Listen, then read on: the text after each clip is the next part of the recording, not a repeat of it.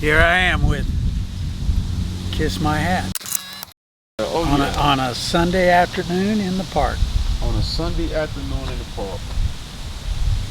I am here with Al Black, the legend.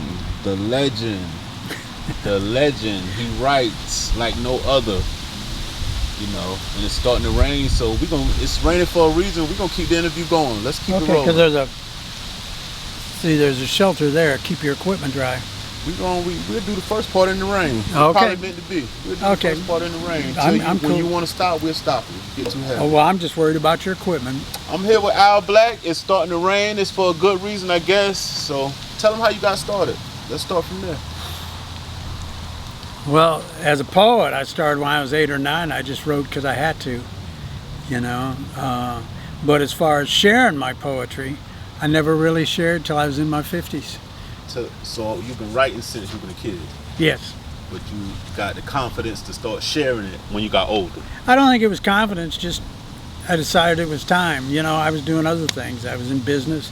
I was a long-time coach and athlete, Coach? What kind of coach you been? Soccer primarily. Soccer? 14 years a head coach at a high school, coached clubs, coached semi-pro, played. That's why I limp. I had a good time though.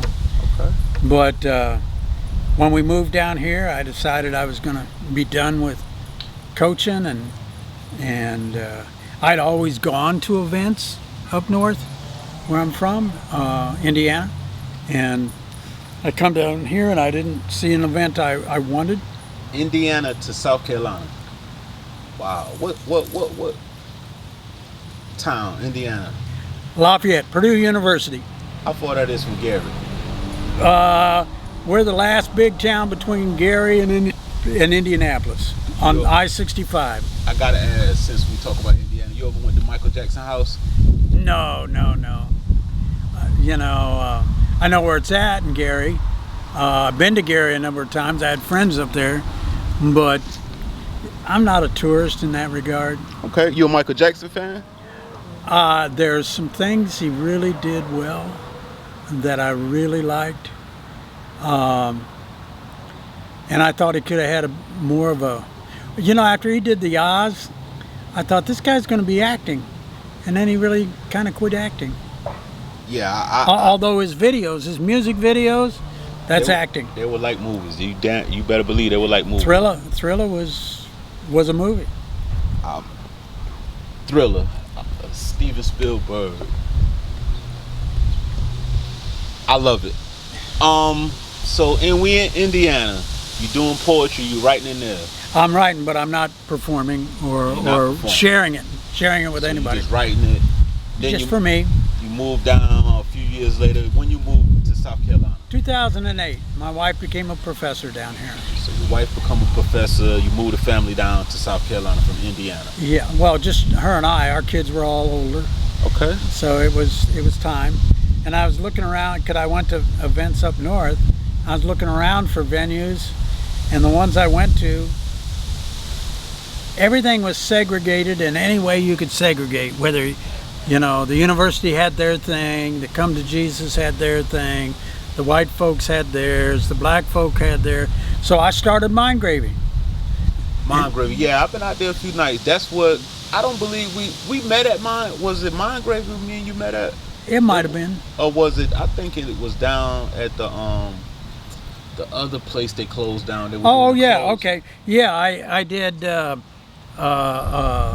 Blue Note Poetry with my friend Michael Murray. We met at was it Blue Note we met at? Yes, I think that's where we met. Blue Note, yep. Yeah, Michael and I did that for about 3 years, and then COVID came and life changed, and there just hasn't been the right spot and the right time for us to start. And there's a lot of spoken word going on right now.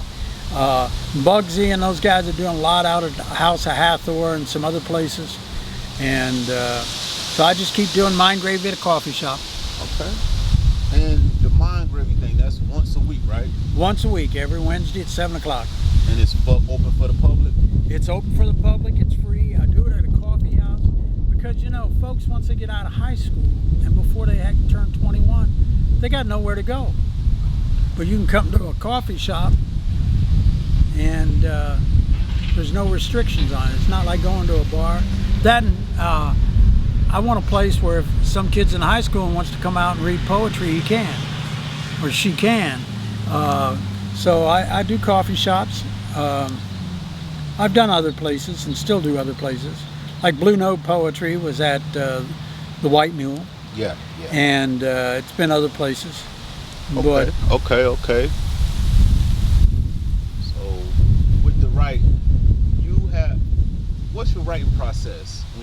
When you write, coming up with a poem, you come up with a title for it first, or you just emotion, or well, it depends. Somebody? Sometimes I'm writing to an event, or or to a piece, somebody responding to somebody's other artwork or performance, and then that's the prompt.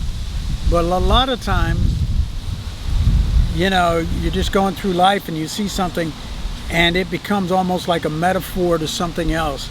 And when you catch that metaphor where something else speaks to you about another part of life, then I write that down, and then you just go and write from there. A lot of what I do when I write is, because it just starts going, I just write everything that comes in my head. I'm not trying to do stanzas. I'm not trying to worry about spelling or any of that. I'm just trying to get it all down, and then you can go back and you can work on it, and you can craft it, and you can knock off the wasted words and add the words, put it in order, look at your tenses, spelling, all that. Do you remember the first poem you ever wrote? Or do you got a favorite one you like to read? It depends upon the audience and where I'm at the time. But I have some fairly long poems, but a lot of the stuff I like are really short. You mind giving us a short, for the people who are going to be watching, you mind giving us a short poem, letting us know the name of it, and then... Well, this is just a haiku. And and a haiku, so you know what a haiku is. It's a Japanese format. And when it came to English, somebody said, well, your first line is 5 syllables, your second line is 7 syllables, your last line is 5 syllables. Now, the Japanese language, because they don't have an alphabet like we do, it's more a pictograph. You can't do the syllable thing. But they're short poems, 3-line poems. Okay. And so this is a short haiku. Now, so most of my stuff's written down. I don't spend my time memorizing. Some people, they say, well, I memorized my poems, and that's fine, because they're performance poets. But that means they only got 8 or 10 pieces at any time that they can really do. And I got hundreds if I read. And I'd rather write every day than be practicing something I wrote a month ago. Okay. So, and that doesn't make me better than anybody else. That just means what I want to do is different. He's so humble, y'all. He's so humble. Okay, you want to get into it? Yeah, well, this haiku is very, very short. As I said, it's 5 syllables, 7 syllables, 5 syllables. Here we go. It does not matter where into the wild you flee, your shadow finds you. That's it? That's it. Yeah! They're very short. You said yeah. short. Okay. And there's most of my, as I said, most of my stuff is, if it's written down, then I can read it. But they're either in books or journals or in my notebooks, could I get published? But short ones I sometimes remember. There's and this sometimes I think about when you talk about how you meet people and what's going on. And I might not remember the whole thing, but if you pray to be of service, and I pray for relief, and we are guided to meet, are we not each other's angels? And then it goes on from there. Because for me to be of service, there has to be someone out there to allow me to be of service. For you to be helped, there has to be someone out there that wants to be of service. So both the giver and the receiver are each other's angels, you know. And it's important to know and to feel that when you go out and meet people, when you have an audience, or when you're just meeting somebody in a cafe or walking on the street. We're surrounded by angels. I believe that. I definitely feel like that. Spirits and stuff, you know, good, bad. Okay, I'm gonna go into this. We're gonna switch it up a little bit. Okay. Mind Gravy. Being out, when you do Mind Gravy, do you let, if I wanted to come speak at Mind Gravy, what I have to do? Well, usually I want to see you on open mic somewhere, or have someone that has seen you and gives you, and then I know will give you a good recommendation. But Mind Gravy, we always have a guest musician that opens, Okay. followed by a featured poet, and then open mic. You must do original work. You can't get up and do a cover if you're doing music. Because for one, if we start doing covers, then ASCAP or BMI is going to come to the coffee shop and say, we want $300 a month because you're doing covers. Gotcha. You know, so, and also, to be honest, the people that can write their own stuff are usually better musicians. Yeah, if you've ever been to open mic, sometimes you're just like, oh my, this is, it hurts your ears. I've been to a lot of open mics. And I tell people, I done been in the open mics where it been 5 people in the crowd. Mm-hmm. I done been open mics where it been 2 people, 15, 20, 30 people. But you gotta do the open mics. It make you learn your craft, it make you learn the crowd, and it just give you feedback on what you're doing. So, you know, everybody thinking it's gonna be this big crowd. It ain't gonna always be a big crowd. I'm gonna get into this again. The group Kiss, when they shot their first video ever, they wasn't going to shoot it because of that same problem. They told everybody, we're doing a video shoot. And they thought all their friends were going to show up. It's on their documentary. Nobody showed up. So they got pissed off. They were like, no, we still going to shoot the video. And they shot it. They said, we're going to act like the room's so packed.